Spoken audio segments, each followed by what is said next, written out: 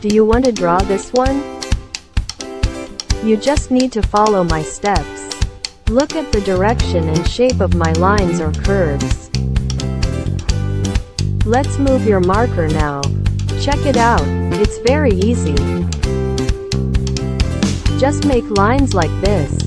We don't need complicated theory. Let's draw together. Don't be afraid of being wrong. Everyone has their own artistic soul.